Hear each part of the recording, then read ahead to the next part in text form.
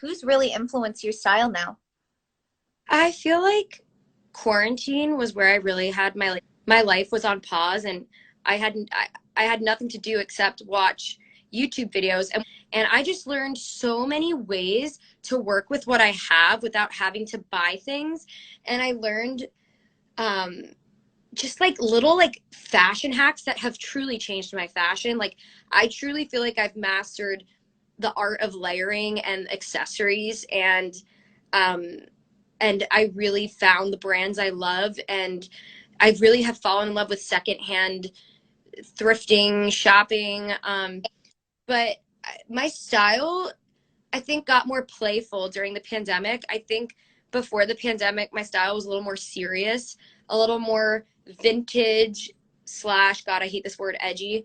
But I feel like during the pandemic, my inner child really came out, and my inner child decorated my entire apartment, and it's very obvious. Like, I mean, I painted my bathroom orange. Like, I was doing very comforting things during such a scary time. And I feel like I realized during quarantine that there's no rules to fashion, and you don't need to be in a box, and you don't need to have a certain hair color, and you don't need any of that. Like, you yourself are your own style.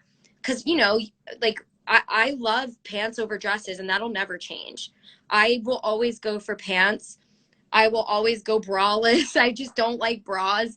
I will always wear a shit ton of accessories, but once you know the staple things in your closet that aren't going to change like that, then you can start playing with it while not losing yourself. And I feel like I'm wearing pants, but I'm open to patterned pants or leather pants or hot pink pants. And Mm-hmm. I love the Y2K shit because, like I said, when I used to skip school to watch VH1 and MTV when I fell in love with this career. And during that time period is when I fell in love with this career. Like, I knew I wanted to be a part of the industry during the early 2000s. So I feel like I am more obsessed with these trends because I feel like I'm really living my inner child by making music videos wearing early 2000s inspired outfits. I feel like I'm so in alignment with myself when I'm like wearing shit like this. You know what I mean? Absolutely. Now, as we're on the topic of your fashion, I've been reading the comments. So many people are asking where your necklace is from. Oh my God. Okay.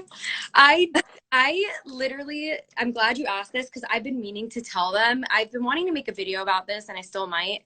But this is from Alto Jewels. It's a pearl necklace with like a black detail, like circle heart. It's really, Oh, it's kind of like my jewelry right now is very like dark academia. I like saw that aesthetic on Pinterest, and I feel like my fall necklaces are like that vibe. And then I have this necklace from Depop. I just looked up silver necklace with like ruby because I really wanted a pop of red because I'm missing the red in my hair. So I was like, okay, we got to add some red. And then I got this little paperclip space pretty. necklace from Depop as well. And then this is I would just go for the ring, screw it. Um, this ring is from the M Jewelers. It's a custom ring. I have a production company nobody knows about called ND Productions. Like, that's the business, that's what my channel is ND Productions. So we got my little ND ring, and then Beautiful. I have this ring from also Alto Jewels, and it's an emerald, which is my birthstone. Now, I love Depop. You find the coolest vintage jewelry. I really love Depop. Some of my like even like diamond. And you know what's funny is on Depop, like you'll buy the best, like cutest little diamond rings, and usually a lot of them come with stories. Like, I had a friend that bought a ring and it was from someone that broke up. Like they had just gotten engaged and broke up 6 months later and wanted to get rid of it. And I just find that special. You're wearing someone else's story. Yeah. And it's also like kind of spooky in the best way because it's like, I wonder what happened like when this person wore this. You know what I mean? 100%. Now, before I let you go, I'm sorry I've had you on here for too long, but I'm going to get into some fan asked questions. There was a lot, but I picked 3 questions that your fans have for you, okay? Okay. Okay, question 1, Nikki, from your fans is they want to know, Nikki, do you think it's hard to get into the music space after being considered an influencer for so long? That's so funny. That was literally my last caption on my Instagram. Like, I was like, me going to dramatic efforts to make sure I'm not seen as an influencer who's trying to make music just because they gained an audience. Like, I think sometimes you see that happen where it's like, this person wasn't in theater growing up. They didn't take vocal lessons. They look cute and they gained a following. So now they're just trying to make music. And, it's a good experience for people to have. But I think sometimes when people just feel like going that direction because they think they can, not because they're actually passionate about it, I think sometimes it makes the audience roll their eyes.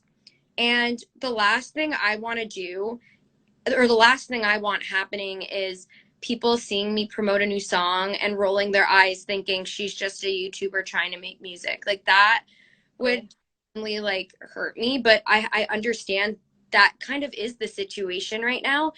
So I am in a transition, and I feel like at first when you're making a transition, people are going to doubt it. People aren't going to believe that you're going to make it, and you have to be okay with that. And 100%. as long as you're going to make it, that's all that matters.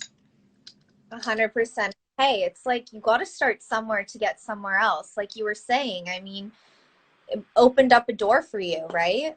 You look Yeah. at everyone, look at Addison Rae, TikToker, and now a movie star, but everyone gets hate, like you said, because they try something different.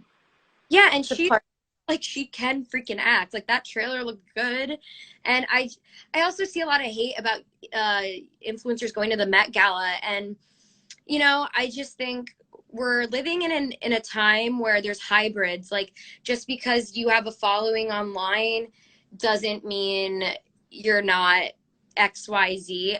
But at the same time, there's those people that make their audience eye roll. Like, it's hard to transition. It's really hard to transition. And but I'm very aware that I have to literally prove people wrong. Like, it almost would be easier if I was starting as a musician and getting my name out there as a musician. But the fact that I'm seen as a girl from YouTube and an influencer, that's extra work. Not only am I starting out, but I have to literally give that extra effort to go to just prove people wrong. That's a whole different animal. You know what I mean?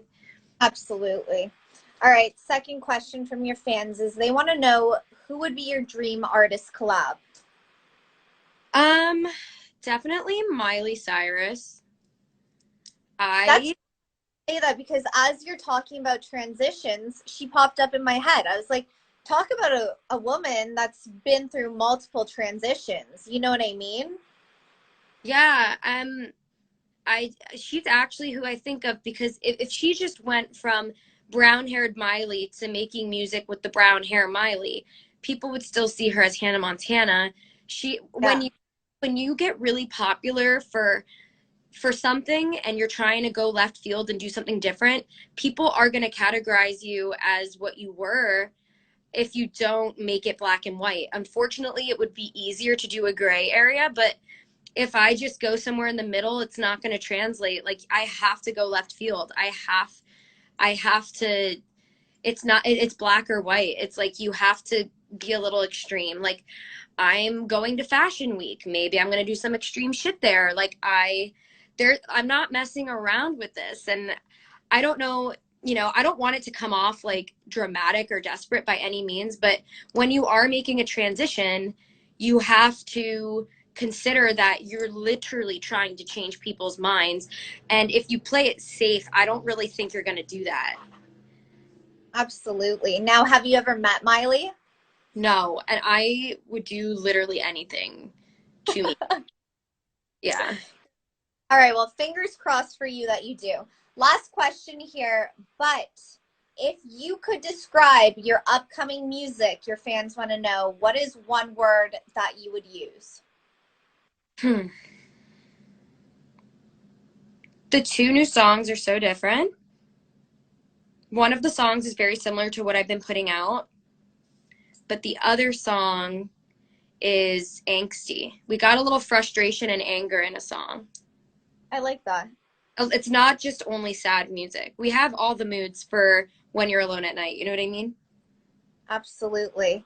Now, you guys, I see some comments. If you're just joining, Niki's dropping her new EP September 3rd. So make sure you guys are following her. Stay in tune with that. I swear I could talk to you literally all day. I mean, I think you're such a down to earth, cool girl, and you're so talented. So it was such a pleasure to meet you. And hopefully we get to connect soon. And again, major apologies on that slip up. You're good. I'm thank you so much. I honestly like cannot wait. And I think this was a good tease. It's good to leave some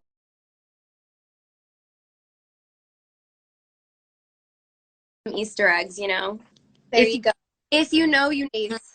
Little But Niki, thank you so much. And again, I'm a fan of your music, so I will be staying tuned for September 3rd.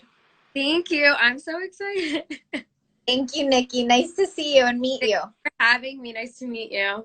Bye. Bye. Oh, there you go. How cool is she? Oh my goodness. You guys, that was Niki DeMar. Make sure you guys are following her, staying tuned with her. She has a new EP coming out on September 3rd, so make sure you guys are tuning along. But for now, it's Sienna Leone. You guys can find me at